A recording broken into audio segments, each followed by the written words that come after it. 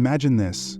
You're having a perfectly normal day when suddenly someone says something, maybe a joke, a critique, or even just a certain tone of voice, and in an instant your heart races, your face flushes, and anger or fear takes over. It's as if you've been thrown into an emotional storm without warning. This, my friends, is what it means to be triggered.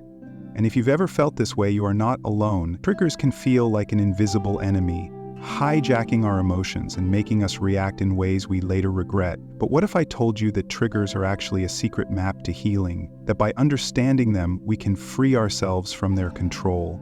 Today, we're going to unpack what triggers really are, why they happen, and most importantly, how to stop being triggered forever. The word triggered gets thrown around a lot, but at its core, being triggered is an intense emotional reaction to something in the present that unconsciously reminds us of something painful from our past. The reaction is usually out of proportion to the event itself because, in reality, we're not just responding to what's happening now, we're reacting to the echoes of old wounds. Think of it like a jigsaw puzzle. Your mind sees a piece, a present moment experience, that fits perfectly into an old traumatic puzzle from your past. The moment the pieces connect, your body and emotions respond as if history is repeating itself. And that's why triggers feel so powerful. They blur the line between past and present. If triggers are so painful, why do they keep happening? Why do we sometimes even seek out situations that make us feel worse? The truth is, we are wired to revisit unresolved pain. It's not because we enjoy suffering, but because deep down we are searching for resolution. We want to understand what happened to us, to make sense of it, and ultimately to heal.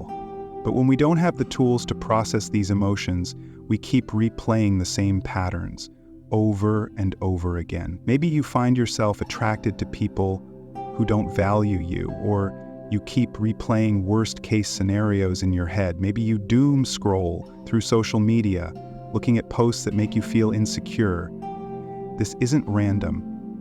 It's an unconscious attempt to confirm our worst fears about ourselves because, paradoxically, familiarity feels safe. So how do we break free from this cycle? How do we stop reacting to triggers and start responding to life with calm and clarity?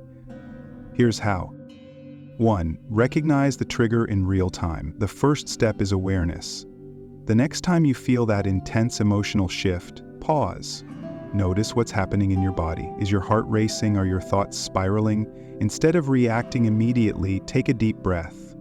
Name the trigger. I feel attacked. I feel abandoned. I feel powerless.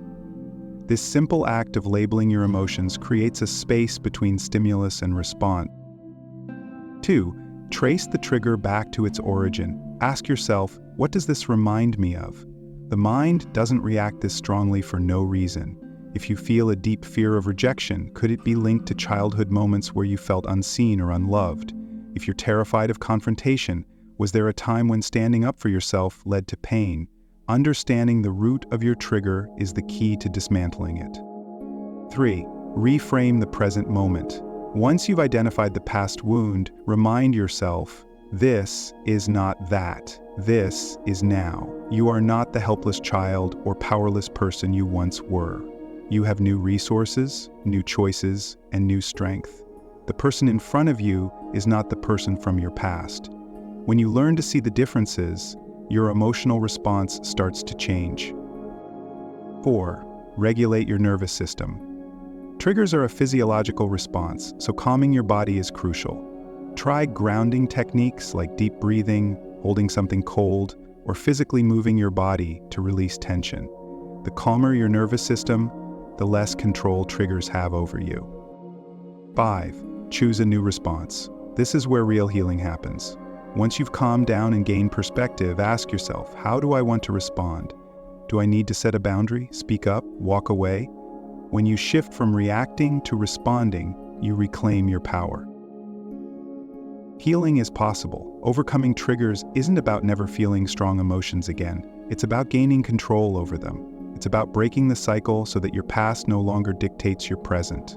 And most importantly, it's about replacing fear with self-awareness, replacing reactivity with resilience, and replacing self-judgment with self-compassion.